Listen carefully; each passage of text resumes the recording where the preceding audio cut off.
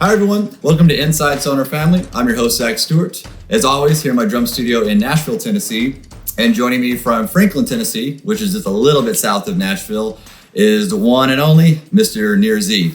Nir, how are you today? Good. How you doing? I'm good, man. Good. Thanks again for finding time in your busy schedule to come in here and talk drums and Sonar drums. My pleasure.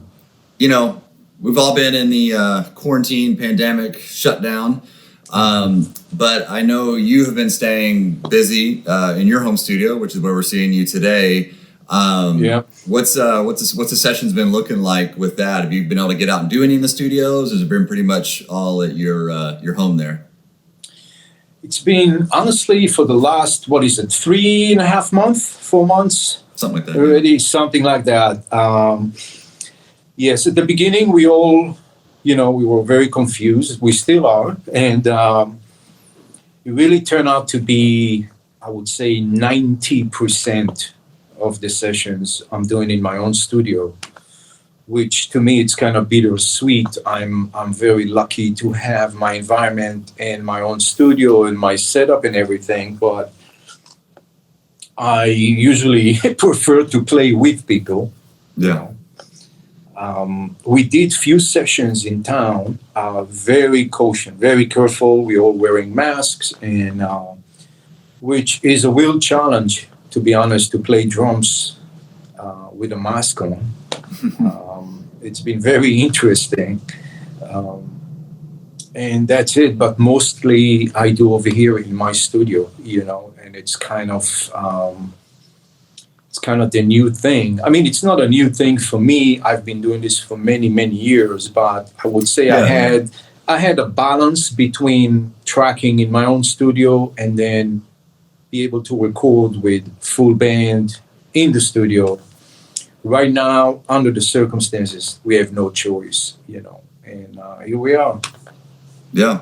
That's actually something, before we get into all the great and awesome Sonar drums you've got, I think, you can uniquely speak to the home studio situation, because obviously not only do you work a lot in the session world, but I remember first hearing your name, and that was something that was kind of tied into it back when you were still in New York. You guys were like, oh yeah, Nir Z played on this and that, and doing kind of the remote session thing. So I guess before we get into maybe some details of that, like what got you started in saying, instead of relying on always having to go to a studio, because this is something that I tell a lot of drummers who ask me, like if I do a clinic or, if I'm out of town, they say, how do I get in the session world? And which, there's a million ways to answer that. But I think nowadays, definitely one of the things is you've got to have a self-contained studio, because as a drummer, you're expensive to someone to take a risk. They'd have to rent a studio if you don't have your own, bring you in, pay you. So did you start out in New York with kind of the remote home studio thing just to kind of change it up, or make yourself more accessible to people? Yeah, I think it was a combination of a few different reasons. The main reason to begin with, it started by my last 10 years or 11 years in New York. I was in Brooklyn, New York, in Park Slope area. And this is where, after I got married, we had our first kid, we had our second kid, and you have a family. Mm-hmm. And until then, I used to do road gigs. I was on the road. I was out with different artists over the years, and I wanted to create an environment for myself so I don't have to go on the road. That's it. So I find this space in Brooklyn. I had no intention really to get into engineering at all. But once I got this space over there, which was our recording studio, I started getting into it. Mm. And the journey was pretty easy as far as learning the engineering part, because I was very fortunate to work with some of the greatest engineers in New York City, and I learned a lot from them, And it started to build up, The beginning, you start with a basic setup, basic microphone setup. And it's kind of, it's an addiction. Once you get into this, Yeah. it's an expensive addiction. Now, what happened, I will go and record at Power Station, New York, or the Hit Factory, and those were the studios where we used to record in New York. I remember, I'm playing on a session, and I'm going back to my own studio, and I'm expecting to hear the same sound that I've heard the day before, Yeah. and so I start digging in and learning more and practicing more, and the rest is history, really. When I moved down to Nashville. What is it? 10 years now, almost 11, I would say. This was the first thing I had to do. It's like, once you have a recording studio, you cannot without it. This is like the musician, cave that you gotta have. Yeah. So that's pretty much it. But the reason I moved to Nashville, and that was so refreshing, going back to the big studios again and record with a full band and interact with other musicians, in real time. And here we are again, now with the quarantine. I feel like I'm back, like 15 years back in New York City. Even though it's easier now, we have, technology allowed us to do more online, thanks to, Zoom, FaceTime, name it, all those things. But yeah, that's pretty much how everything started for me with the home recording studio. Yeah. Well, like I said, it's something that I've always advised people on who are interested. And I finally, through the quarantine, followed my own advice. And I had a friend of mine who used to have a little home studio, and he moved, but he saw all the equipment. So I said, well, hey, man, let me borrow it. But yeah, it's definitely become, whereas I used to stay up maybe watching a YouTube video comparing a snare drum or looking up something, now I'm looking at different mics and kind of making my wish list of what I want to upgrade to next. So I feel like I've got a little bit of the bug as we go forward. So obviously a lot of people who are probably watching this, whether they're a professional musician or amateur musician, they're wanting to stay creative. They're wanting to do something during this time. For someone who's looking to get a bit of a home studio going, is there any suggestions you have for someone just kind of getting their feet wet in it? I think if we're talking gear, first of all, because there is so many options out there.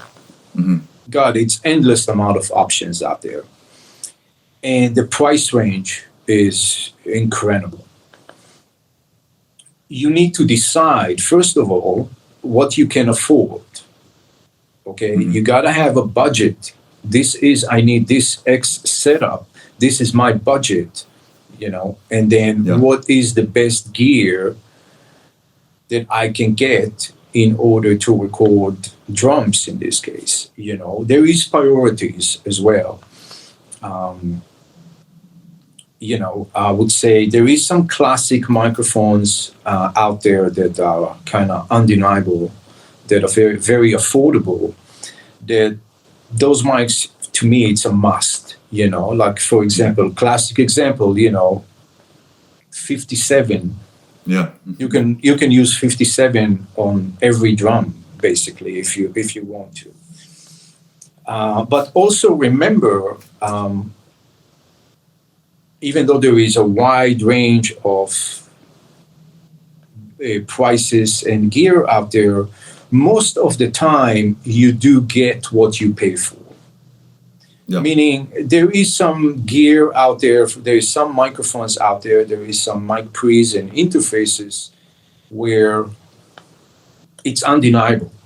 Even if you're not a professional, I think once you're going to hear it, you're going to notice that okay, that sounds amazing. Yeah. This is so really decide, this is the budget, okay? Talk to someone who knows, who got some experience, and what is the best setup I can get with this particular budget, at least for a start.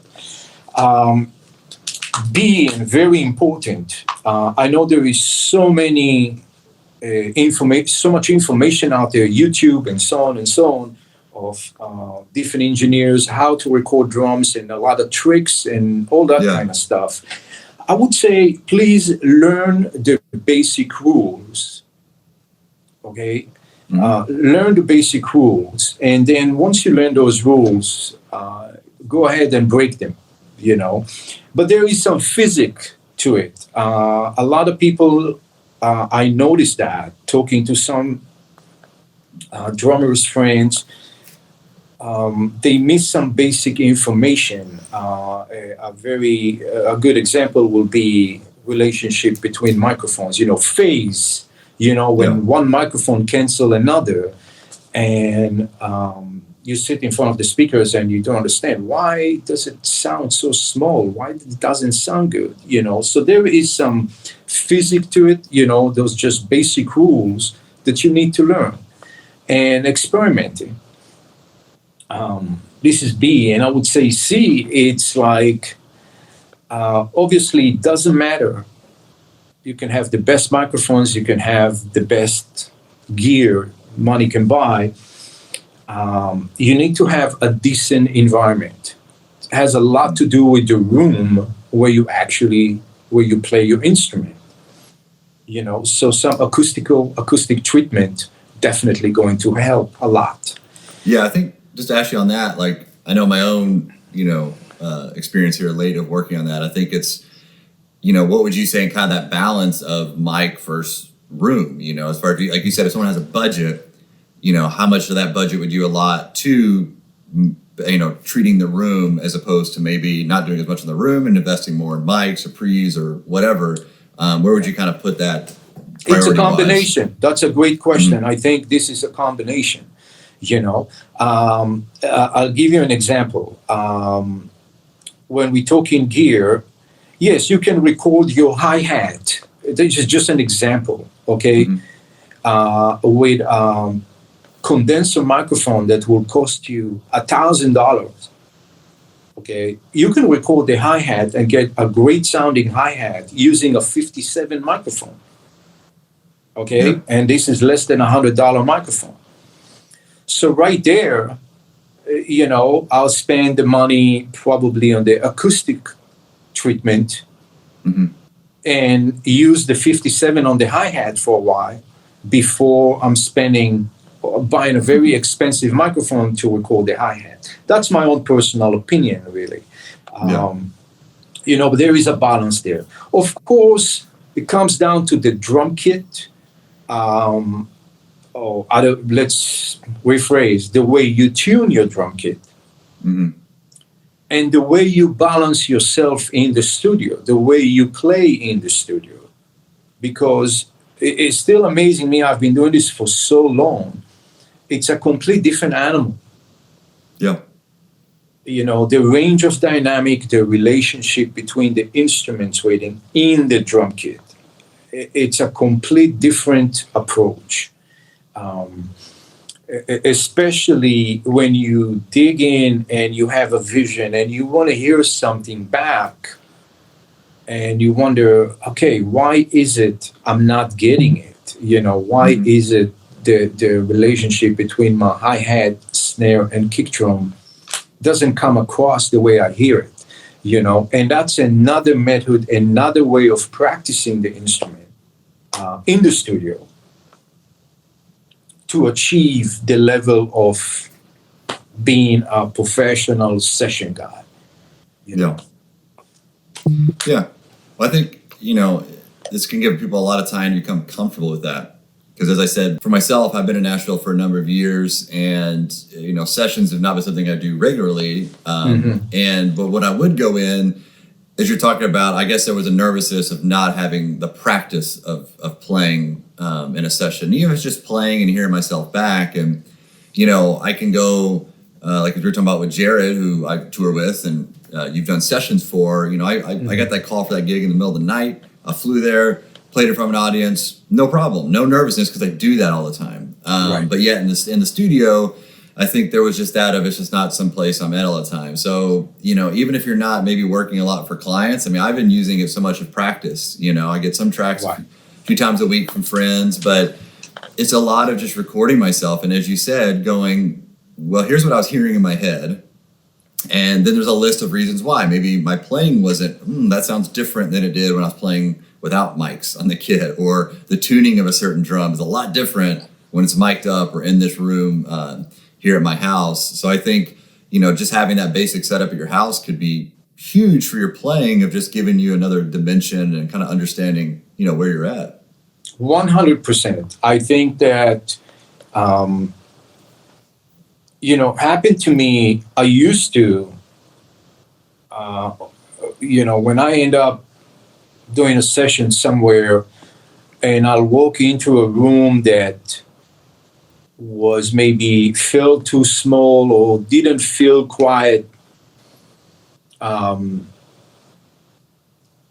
treated acoustically. Mm-hmm. What I would do, I would put one microphone in front of the drum kit, literally one dynamic, it could be a 57 or 58, and I'll just jam for a few minutes and record it. And I will ask to listen back just to see and hear how the room actually respond to the drum kit.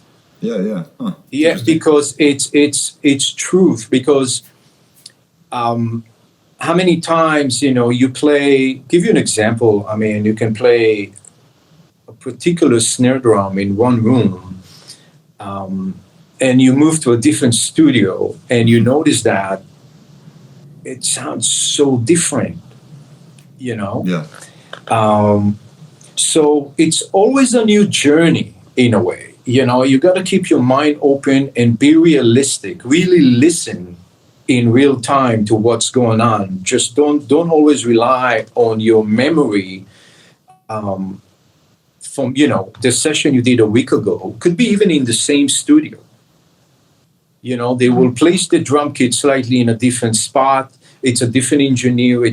So it's always something new. And I like it because it kind of keeps you on your toes. It's that's the beauty of it, between the studio and the stage. Also, a very important note, it's a lot of the modern music. We talk in Nashville, as you know, there is so many loops and there's so much programming involved. This is something that definitely changed my approach over the years. Even though I've been doing this in New York for a long time before they start using more programming in Nashville, it changes your whole approach. It changes the way you tune your drum kit. Consistency. Be aware of staying really consistent, because when you have a loop going on or any kind of programming, the range of dynamic usually it's like 2%. Yeah. Between all those elements that plays alone in the background. Therefore, you need to be as consistent as you can be. If we're talking about tuning the drums,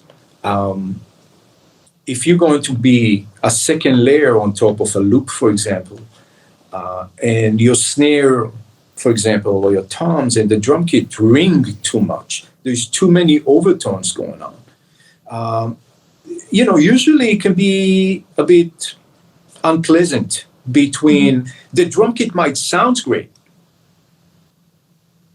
but once you play it along with those loops, you will notice that there's too many tones going on. There's inconsistent, tonality.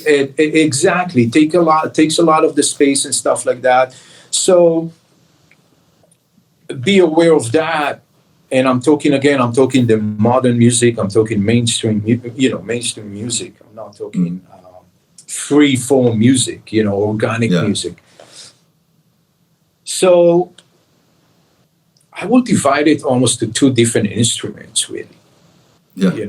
If you work on a session if you can watch me in a session, sometimes if you sit behind the drum kit, you're going to be like, oh my God, you got towels all over. You got a lot. I mean, you really killed a lot of the overtones, and almost the kit become like a 70s dead kind of drum kit. Yeah.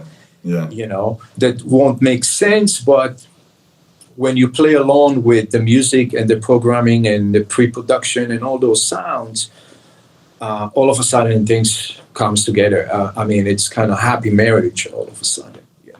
Yeah. That's pretty much it, you know. Yeah. So obviously, you know, besides what we've just been discussing of the equipment and kind of being under that microscope of the recording studio, you know, a few years ago, you made the decision to switch over and play Sonar drums. And I think when I see someone like yourself come over and play the drums, I always find it interesting, one, given your background with all the different artists you've worked with, from, you know, Genesis to John Mayer to, as we'll get into later with the Nashville acts here. But, you know, you really, for you to switch a drum company, it's a big deal because you are under that microscope. And it's, you know, you can, let's be honest, you can get away with, I mean, no one wants their equipment to sound bad, but you can get away with a lot more in a live situation because it's not, again, under that really, really intense scrutiny of a studio. And I mean, if you're a session guy, as you've been for many years, and you walk in with bad sounding equipment, your phone might not ring as much, you know? That's a great question. This is a great question. And that was, especially in Nashville, because we do live in a place that is a bit more conservative when it comes down to everything, really, you know. What happened with Sonor, I gotta say, when I played the vintage kit, this was the kit that I was completely sold. Even though they call it the vintage series, but this one is definitely, from my own opinion, one of the most versatile drum kits I ever played. Yeah. It can sound very vintage. It can sound very modern. It really depends how you approach it, the drum heads combination, the tuning, and so on and so on. I guess it's a combination, obviously, the shells that are very unique, along with the lugs, the type of lugs, and the rims they're using in this particular. It's just something about it that, to me, feels correct, feels right. Yes, there were some questions. I know there's some producers, engineers, you know, when they saw me for the first time or hired me after I switched to Sonor, they had this question mark on their faces. They, you know, Sonor drums. Oh my God, I thought those are the big rock drums from the 80s. Yeah. And I've heard this very many times, actually. Yeah. And I said, well, look at this drum kit. In this case, we're talking the vintage series. They far been looking like, you know, big rock drums from the 80s. Yeah. And it didn't took long, you know, for them to hear the sound. And obviously, after so many years, I would like to think that the sound is coming from me. The sound is the player, you know. That definitely has a lot to do with it. But like I said, you know, the Sonor guys came over here. They came to my studio. They set up the vintage series right here, right in this room. And when I sat and played it, I was like, okay, that's what a drum kit. That's what a drum kit should sound like, you know. Yeah. And the rest is history. Yeah. Well, it's funny you talk about the versatility. I've heard so many guys, both in doing these interviews and just even guys who just aren't even Sonar endorsers who own the kits. And that's one very common thing is, while it's named the vintage series, you can, I mean, I've used it on the road for years. Started out with Josh Thompson when I first got with Sonar. And then of course with Jared, I've used the kit out a lot, the vintage series, that is. And like you said, change the tuning a little bit, maybe change your heads. The thing that I do like about it though, and this is, it kind of re-caught my eye. I've always been a big Sonar fan and followed the drums, but that you can get to the vintage sound authentically with these drums, as opposed to some other more modern sounding drums. You can kind of get to that similar tone in the studio, but you're having to do a lot of manipulation to the drums to get that.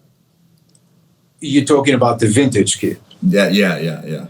Like if I want a more vintagey sound, I can get that very quickly with that kit. As opposed, like I said, with some other kits, I'm having to. 100%.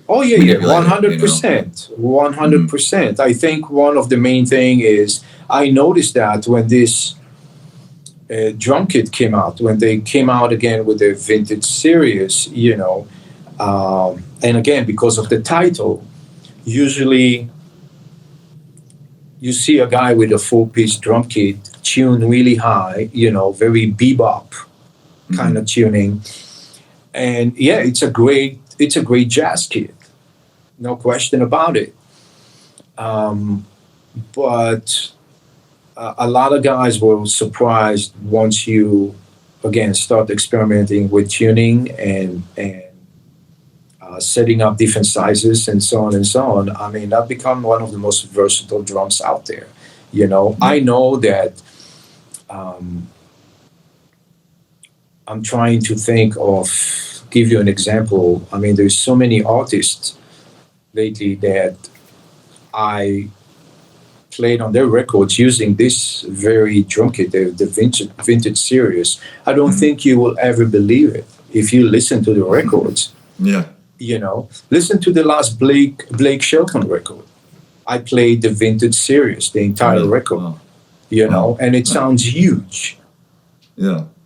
Well, it's like I said, I've got quite a few kits, but it seems to be the vintage is the kit, the vintage series kit, what I end up going back to a lot of times, especially now that I'm doing more home recording. It's, I've got a few different size kick drums, a few different size rack toms, floor toms, and they all sound great. And like you said, easily change up the heads, change up tuning maybe a little bit, or change my approach slightly. And I've got a very, very different sound than what you would call is vintage.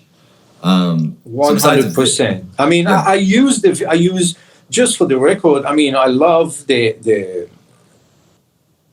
other models as well. I think the SQ1, the SQ2s, which I got them here as well, are incredible drums.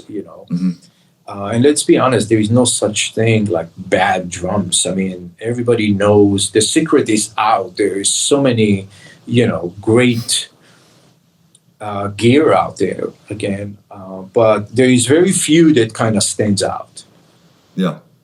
And I think that SONOR, even though that we here in Nashville, it's still kind of new in town. Yeah. Once you dig in, you start to realize, you notice that, okay, those drums are special. Especially once you get to meet the people who form the company, you realize that these guys are very serious about what they do. They really believe they're making the best drums out there. And they always take it to the next level. It's so detailed. Yeah. And again, for every drummer, I think it's undeniable. Man, I haven't met one guy who sat behind his drum kit and wasn't blown away. It's simply, Yeah, I think they always say the drummer's drum, and it's so true. If you're a fan of quality drums, how can you not, appreciate Sonar? Even maybe you have different preferences of certain areas of a drum. You've got to at least appreciate the quality, definitely the craftsmanship that goes in. I've been over there to Germany and seen them in the factory firsthand making the shells, and I've always just seen that experience to people, because it really was like, wow, like I had no idea that this level went into them. I mean, it makes sense because the drums, every little detail is finished out, and of course they sound amazing. But even, when I was going on the road that first year with the vintage series kit, when we do those multi-bill festivals, if there was a kind of a drummer hang, as there always is at those things, everybody wanted to come up and just see these drums, play them, of course, but just be like, wow, finally get to, maybe they hadn't seen a Sonar kit in years or hadn't gotten to see the vintage series or something like that up close, So, yeah, I think they really, in a way, not say sell themselves, but they kind of do. If you've got good ears and quality, then it kind of speaks for itself. Oh, and I gotta say, even about this one is a great example because about a year ago, I went on the road for about 6 weeks. Mm-hmm. I went out with little Steven Van Zack, which was an incredible experience. I basically, big part of the band, which is a 15-piece band, some good friends from New York, and Richie, his regular drummer, could not do this leg.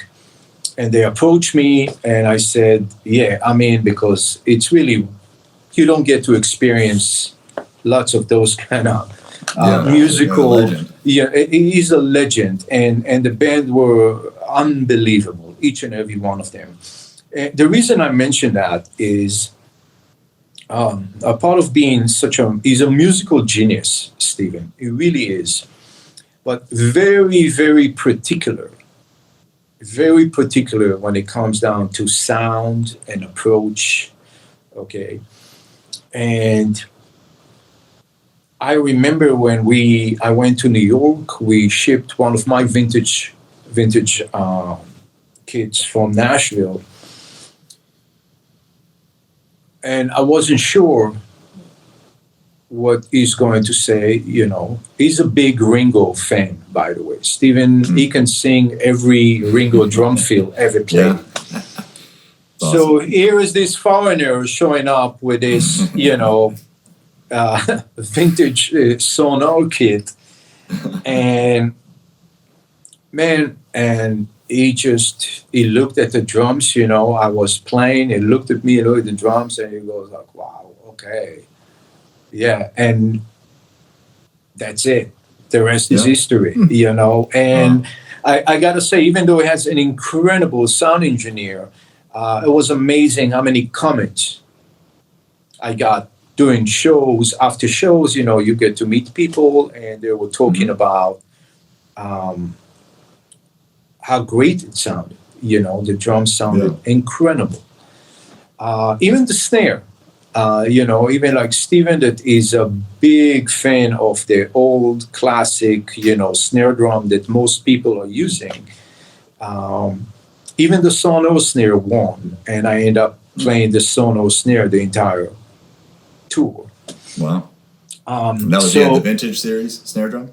That was I swapped, believe it or not, some of the vintage and some of the heavy duty, the copper one. Oh yeah. But yeah, both Sonor snare drums. So a lot of it's in your mind, really. Many times it's what people see with their eyes. I'm sure you witnessed some, when people do those blind tests. Yeah. Which is very funny, Yeah. It's like 99.9% nobody ever nail it, like can actually point out what is what, Yeah, man. So far so good. I'm very happy with it. To mention, until, by the way, that's another point. If you can look behind me, that's a 22-inch bass drum. Mm-hmm. Before Sonor, I always played 24-inch bass drum for years, 14 by 24. Mm-hmm. And I gotta say that since when I swapped, to Sonor, I find out that the 22, it's just sounds huge. Yeah. So I actually playing 22-inch bass drum 90% of the time since I swapped to Sonor drums. Yeah. I think it's exactly that. Sometimes people, they want to see a certain thing, maybe a certain brand, a certain look. Oh yeah. And they think that, like you said, it's always say embarrassing, but a little bit of a proving point when you see the blind test, and I think a lot of times that, people think, they hear this massive kick drum, they think it's like a 26, and you're like, nah, man, that's actually it's the same. I'm kind of tall, but 6'4", so I have a few 22s, have some 24s. 24s always felt good to me just because I'm a big guy, but people they think then 24s are going to be too boomy and washy, and so if they hear like a good focused 24, it's like, no, man, it's but they again sounds great.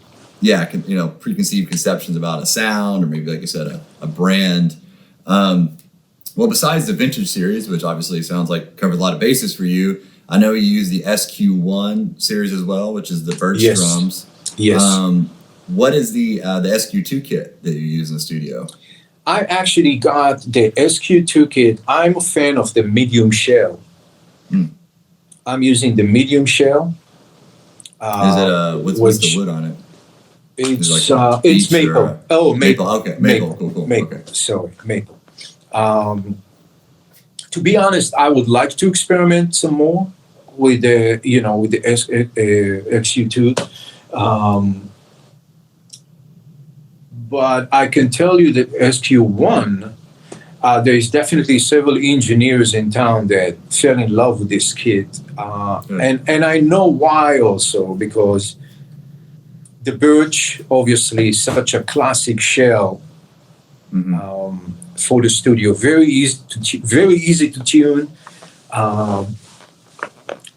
To me, they sound like the good drums from the 80s on steroid. They're very powerful, and they got this warmth that we used to hear in the 80s on many records. So again, just another wonderful drum kit that very versatile as well. I'm more particular with this one, with the tuning and the type of drum heads I'm using on it. But I love it as well. Again, really depends on the project, depends on the musical requirement, really.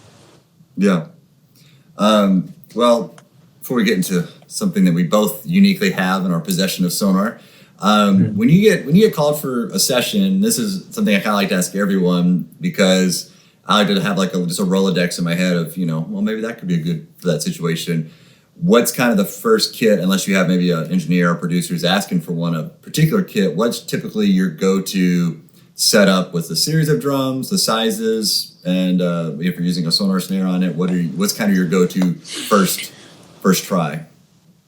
My go-to learning obviously a lot of the producers, most of them, people that I worked with already, so I kind of know what to expect.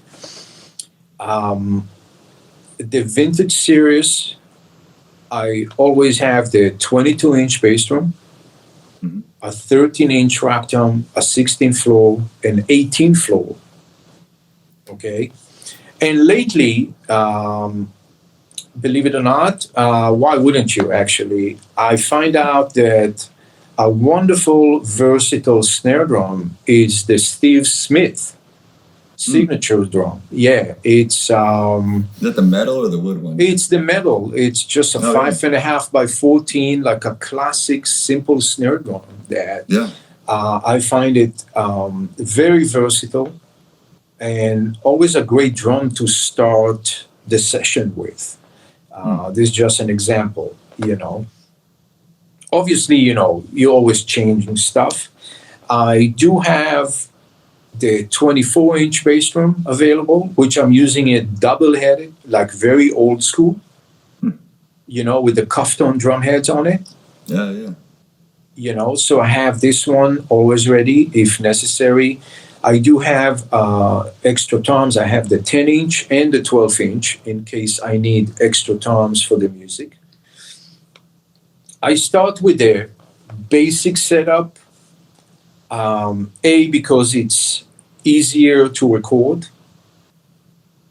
Obviously, not as messy with so many microphones.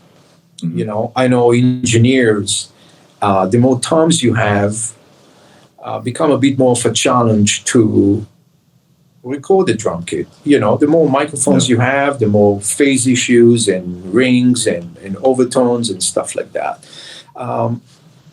So again, I start with this basic setup, and usually it's an add-on, whatever is it I need for the song. Sometimes you can see me, I might add a 10-inch tom on the left side of the drum kit, and that's pretty much it. Two crash cymbals, a ride. I like to use two hi-hats. Yeah. That's something I've been doing for years, just another close hi-hat on the right side of the drum kit, about where the right cymbal is usually. Maybe an extra snare on the left-hand side. But all depends, really all depends. I don't usually set up everything right away. I rather add on or take something off if we are not using it, really, because it's just easier to record and it sounds better. Yeah. I noticed, I think I saw on your Instagram, which if people don't follow you on Instagram, if you want to see, because I know you're always changing up setups at your home studio a lot. You're always kind of posting some cool videos and stuff. People should check that out. And it's on Nir Z Music, correct?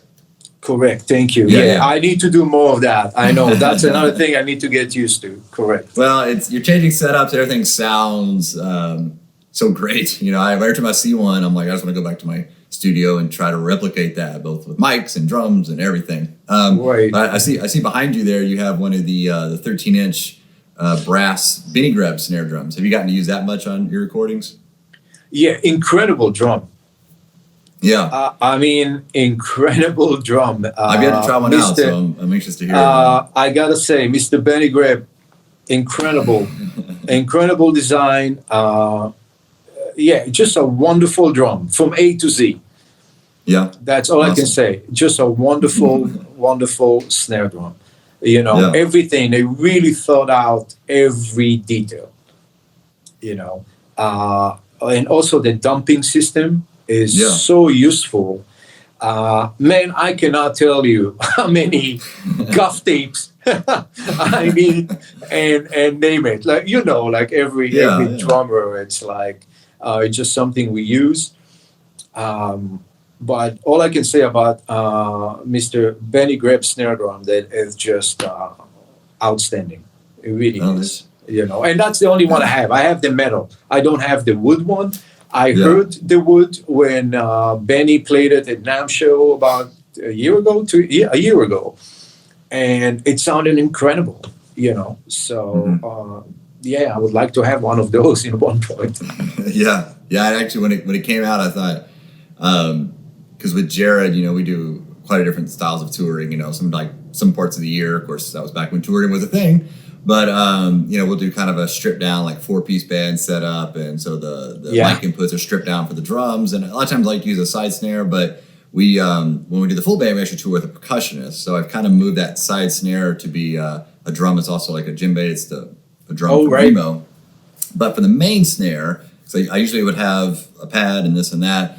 I saw that when it came out, and I thought, man, that'd be perfect because I could put the dampeners on, get a very, kind of thuddy, dead sound, or take them off and get, play closer to the rim and get a real pingy sound. Like, I thought, man, what a great drum. And I hit up the guys, and they were like, dude, those went out as fast as they came in. So I don't know if we're still waiting on our shipment or might have to check in with them again. But I was kind of wondering with your, because obviously, there are sometimes things sound. Most of the time, if something sounds good live, you're probably going to dig it in the studio as well. But I have experienced it, and I'm sure you have, of things that maybe you would go for live, but maybe not as much in the studio. Sure, and again, it changes all the time. The joke. We always said, "Hey, how many more snare drums do I need?" And just one more, right? Yeah. Because sound, I think that over the years, also because of so many samples out there, and technology, and we became so spoiled with sound. Mm-hmm. It's not just getting like this perfect hi-fi sound. You look for something with more personality to it, you know. Yeah. And when we talk in sound, you know, you want something that will complement the music, something that will add a layer to the music that will make it more pleasant to listen to, will make you feel better when you listen to it, you know. Therefore, sky is the limit, because there's so many type of productions out there, and there is no really rules. People will record anything to produce a sound. I know for myself in my studio, I will hit things left and right, you know, create my own sounds when I need to create even loops and stuff like that. So having a drum that is unique and versatile, it's a must. It's a must, you know. And back to the Benny Grip snare, I think they created a drum that gives you all these options. I mean, you can tune this drum in 1,000 different ways, and it's going to sound amazing. I know from experience because I've done it. Yeah, yeah. That's what, you know, I was interested to hear your take on it, because I know, you know, you had it at your studio, and using it again under that scrutiny of the studio situation, you really hear every bit of that drum. You know, stuff you can't hear in live, or your ears can't hear, the microphone's going to hear. So you really get that experience. Well, the thing that I've been really wanting to ask you about, and I'll give my story on how these drums came to be for me, was maybe a year ago or something. I think I saw on your Instagram, and you had posted a picture with these little cut down toms. Oh yeah, I got my green heads on. I tour with this kid. These are the drums I tour with our smaller band stuff with Jared. Is that a 10 and a 12 or 10 and a 12? Yeah, 10, yeah, same thing. So I asked the guys. I said, "What is up with that?" And I guess, you know, they, you know, the drums were cut down, so they had the other half of the drums. And so they said, well, "You want to check? You want to check them out?" And I said, "Sure," because again, you know, with Jared's music, and I usually have a percussionist. We also want to change my kit a little bit, and I thought, man, it'd be great if I could have maybe do something different with the toms. You know, I tried more of a concert tom thing where I just took off the bottom heads, but it still was too much of a traditional tom sound. And if I wanted to, you know, fill in with, because our percussionist would have a djembe, congos, bongos, but I want to catch a few of the things he does. So I took these out thinking, honestly, that I would just like, they would maybe be too different, because at the end of the day, the whole show is not that sound. But instead, man, I have totally fell in love with these. And so I know you had them made for you first. So what was the idea you had to do these drums, the little cut down toms? To be honest, this is something that I've done about, to be correct, and that's in the early 2000s. This is something I did with GMS at the time. I got to be honest here, because this is how it started. And it became part of my sound for a long, long time. You know, I will have the 13-inch rack tom, and I will have either a 10 or a 12 on the right-hand side of the drum kit. No, what I'm talking about, I'm sorry, I'm taking this back. I started it when I toured with Genesis. That was in 98. Really? Wow. Oh, yeah. Wow. Yes, yes, that's where it started, you know. And we just made those short toms, you know, a 10 and a 12. And that's how it started. And when I joined SONOR, I wanted to have those special toms again. And the rest is history. You know, we cut those drums, and we made those two, and I guess you got the other two, so it's perfect. Yeah. You know, I didn't even think about there being, you know, because these are pro light shell. Those of you at home. Yes, they are, and I'm looking forward to make it with the beat chair. Okay, nice. Yeah, like I said, they kind of were like, yeah, check them out. And I think the first time I used them, we were kind of doing a run where we had some of the smaller band shows, and we had like a full band show. And I had the big vintage kit set up, and I just replaced the 10-inch vintage tom with the cut down one here. Right. And I was like, this sounds great. And then the next night, I just put them up as my rack toms, and they've been my rack toms ever since for that. There you that go. Setup. Yeah, And you can tune them really low. I think yeah. that people see it and they think, okay, this is like a wood timbale. Yeah, they sound great if you put, just a single ply drum head and tune it really high. But I mean, in my case, you use use the G2 clear on it, and you can tune them low, and they sound huge. They really sound huge, and it's very easy to control the overtone. You don't need much of just a bit of gaff tape or moon gel or whatever it is that you like to use. I just love the sound of it. To be honest, I would like to have a whole set. Those kind of tones. But I always like to experiment. I actually did a record here not long ago with this particular kit, a band called El Vado, and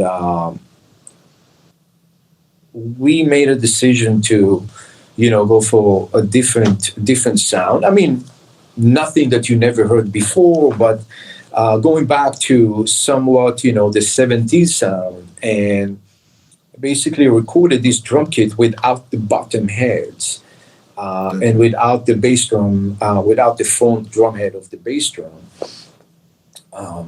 And again, sounded incredible. This is just another example of this particular drum kit that doesn't matter what.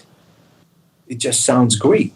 There is so many drum kits. I tried it before, take off the bottom drum head, and honestly, it sounded like crap. I couldn't get it to sound good. Those guys just, all right. We become 70s now. Yeah. Well, it's funny, like you said, with those drums, or, maybe people think our production guy and I kind of have a little inside joke. Because usually there's obviously on-site production people who will handle the openers, and they always see my little drums get set up, my rack toms. They're like, oh, look at these cute little things, and then we kind of both just like look at each other and go, oh yeah. And almost every night, man, when they're up there tearing down, they'll come over and be like, those things sounded huge, man, I know. And same, I'm using Emperor's, the color tones, just to make the kit look funky, the green ones, and it's like. But like you said, I can lay into it. I do tune the 10 up a little bit because that's what I want to go for that. But even when I kind of go right dead, middle of the drum, to fill, it has a good, not a classic tom sound, but it has a more traditional tom sound. Oh, yeah. So, I mean, they just have that thing. They just have a sound, and it's a good sound. And again, I always give an example. When I lived in New York, my very first few years in New York City, when, we had so much live music going on, you could not travel around town with a full drum kit, So I started with a drum kit, and very quickly I had an 18-inch bass drum. I had a piccolo snare drum, hi-hat, and one cymbal. That's it. This was my setup. Okay, and I had this old Slingerland 18-inch bass drum. Nothing in it, just double-headed, And I got to tell you, man, it sounded huge. Every club I played on, people always comment. I mean, dude, I'm looking at this bass drum. I can barely see it, but God, I can hear it, Yeah. So, again, we're talking wood. You need to, kind of have the good quality wood to produce this kind of sound. And obviously, when it comes down to Sonor, we know it's the best quality shells you can possibly get out there. So, I'm using the 20-inch bass drum also, by the way, the vintage series. Sound incredible. It sounds incredible, Yeah, I actually, with this kit, I use, it's a 20-inch, but it's it was kind of a project. It's actually an original '60s teardrop bass drum that I had wrapped in the California blue to match. And yeah, I mean, just for the sake of changing it up, but everybody's loves the sound of it. Our engineer loves it.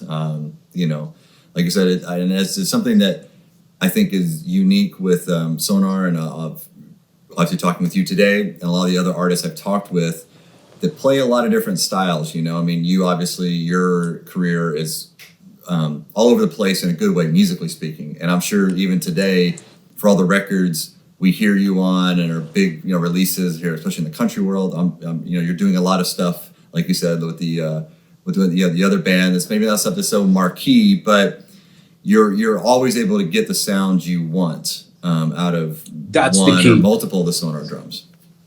This is, to me, this is the key. It's, you want to feel home behind your instrument. And I want to feel that I can produce the sound that I'm hearing. I can achieve my vision with my instrument. And this is why I'm playing those drums right there. Yeah. It's really what it comes down to. Well, man, I don't think there's a better endorsement of the instrument than that. Yeah. You get the sound you hear, the sound you want, Exactly. Exactly. Well, hey, man, I know you're busy, and we're kind of getting up here on time. So before we go, obviously, Instagram, people can find you at Nir Z Music. Yes, sir. And then I know you mentioned the Blake Shelton record. Is there any upcoming releases or anything that's currently out that you would maybe direct people over to check out? Man, I'm trying to think. I know you've got a lot, so. There is several stuff out there. All the Blake stuff, all the Dan and Shay. There's this new artist, Gabby Barrett. She's one of those girls now that really booming in Nashville. I actually got to play some tracks for her as well. Believe it or not, I end up doing this here in my studio because of quarantine. Yeah. I've been working again, which is wonderful, a complete different thing, back again with Ray Wilson. He's overseas. That's the guy who sang with Genesis at the time. Okay. That's a complete different thing. Dear friend of mine, Caroline Jones, that I've been working and helped developing for years. There is some new stuff that came out, and hopefully we'll be in the studio again together. Man, I'm trying to, there is so many out there, Sam Hunt, I think, out there. I think his record just came out. Yeah. Doing well. Dustin Lynch. Man, I hope I didn't forget anyone, but there is a lot of good stuff going on out there, Yeah. Well, as like I said, you always keep up with you there as well. You always do a good job of sharing stuff on Instagram, so people can definitely keep up with all the different cool kits you're doing at the studio or in your sessions, but also with what releases are coming out. And I think it's cool to get especially for the Sonar fans who maybe aren't used to hearing artists in different genres, country, what have you. You get to hear what Sonar sounds like in that context. So that's pretty cool. Thank you so much. Yeah. Well, again, man, thank you for taking the time. I know you're busy, and thanks, man. Hope everybody at home got a lot out of this. As always, guys, stay safe, stay healthy, stay positive, and thanks for watching. Thanks, Nir. Thank you, guys. See you.